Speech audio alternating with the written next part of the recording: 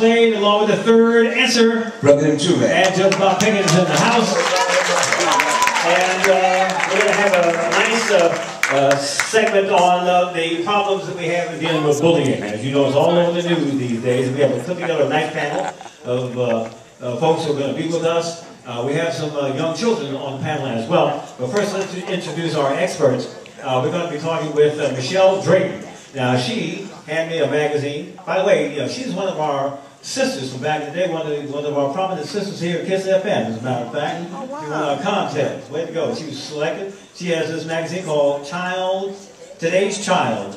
And this is her magazine. We suggest you go out and buy it now. Please have it right now. And we are also joined by a gentleman who came highly recommended from a good friend of ours, Dr. Jeffrey Gardier. His name is Tom Kearns. Put your hands together for Tom Kearns. He is an expert. And I'm going to let Michelle tell you what she does, and then we'll turn it over to Mr. Kearns, and he's going to tell you what he does, and then we're going to open it up and talk about the issue of bullying. Michelle, it's on you. Thank you, gentlemen, and it's fantastic to be here. This is what it's all about. We need to be engaged and involved in really coming up with solutions. I'm the president of Today's Child Communications and publisher of Today's Child magazine. I know Brooklyn. I worked in Brooklyn many years ago. I was the founder of Healthy Start and helped to bring about $40 million into New York City. So Bob, Judge Pickett, Brother Tuve, thank you so much for allowing me to be here. It's a pleasure. Very good. By the way, I'm going to be bullied.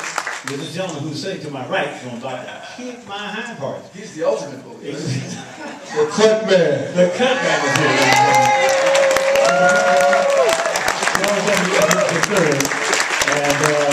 And we let Tom Kearns speak, and then we're going to start off with you making a comment about bullying. But Mr. Kearns, your comments. First of all, I'd like to thank you and Openline for having me here. And as the poet said over there, undoubtedly, you reap what you sow.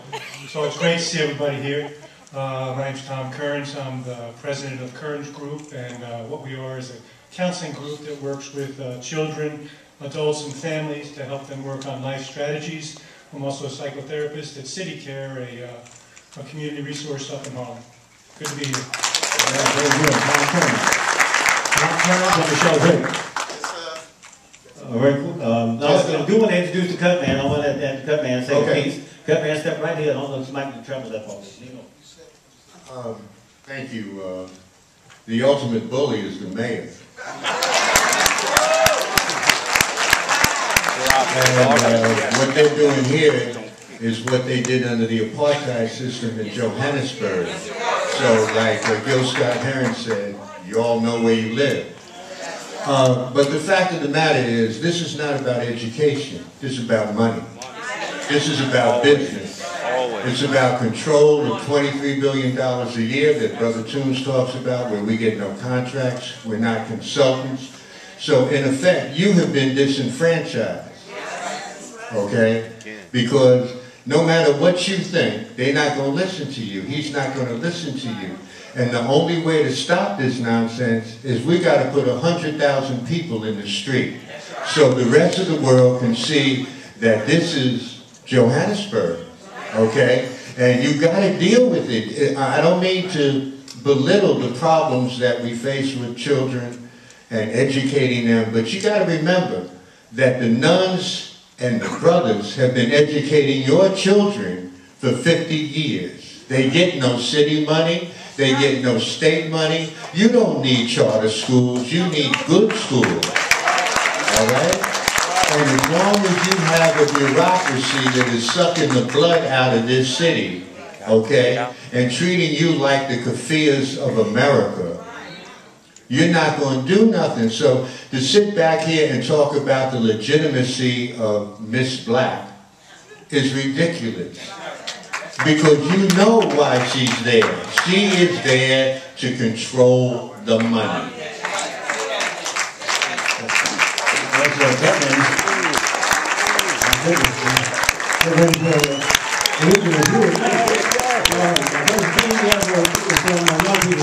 Okay, I just want to briefly introduce our young people and piggyback off of what he said about charter and public schools, which that's going to be our third segment tonight about charter and public schools. But I want to these two young gentlemen to introduce themselves. How you doing? Good evening, everybody. My name is Miguel Rivera. I'm a senior at the Eagle Academy, and I appreciate y'all for having me. Good afternoon. My name is Akil Hollington, and I'm a junior at the Eagle Academy for Young Men. Okay, let's get our discussion going. By the way, if you have a question, you see the sister right here? Her name is Robin Williams. You just line up behind Robin, and she will be the one who escorts you to the microphone. All right, We're gonna line up 5 at a time. We want to keep this as an orderly 5 at a time, okay? All right, here we go. Michelle, the problem of bullying, it's been all over the news, you name it, but it's been around since the beginning of time, just about. I was bullied when I was in school. No. Oh, yeah. You were? Yeah. Wow. Oh, yeah. Just show a hand. Who here has been bullied? Who here has been bullied? Wow. Who here has been a bully? Two.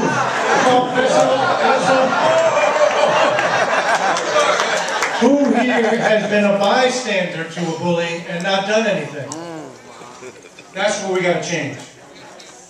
No doubt about it. That's excellent. So how do we do that, Michelle? How does that?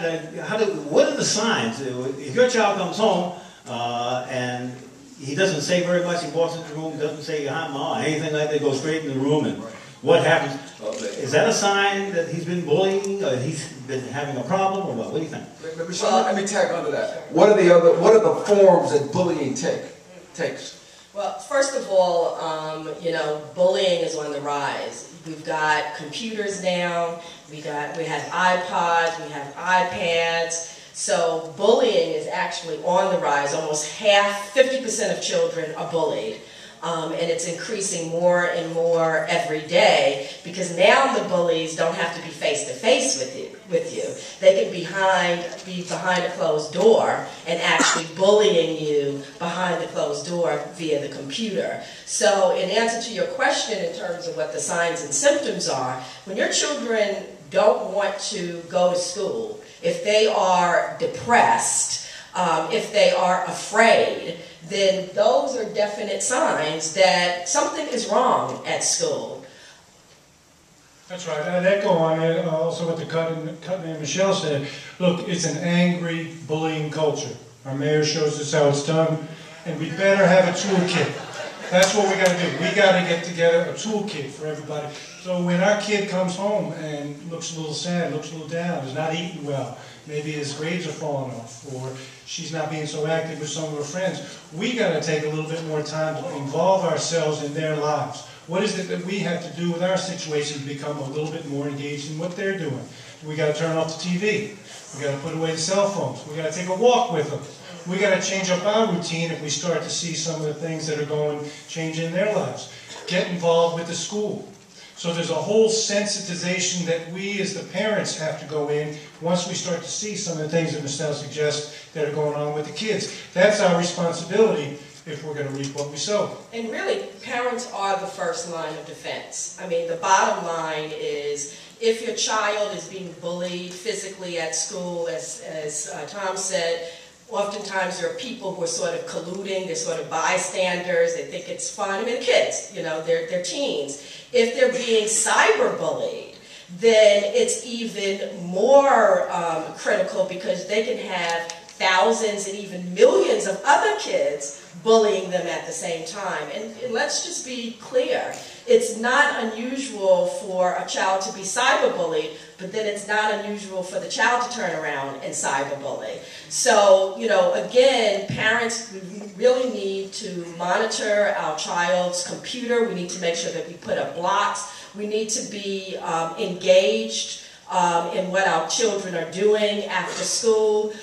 We're having, I want to just mention very quickly, we're having a Fit for Life, an America's Family Wellness and Fit for Life conference on December 8th and December 9th. And we're going to actually have an urban teen summit where we'll be talking about gang violence, about prevention of substance abuse, and how can parents be involved, and again, not just talking at children, but talking to children.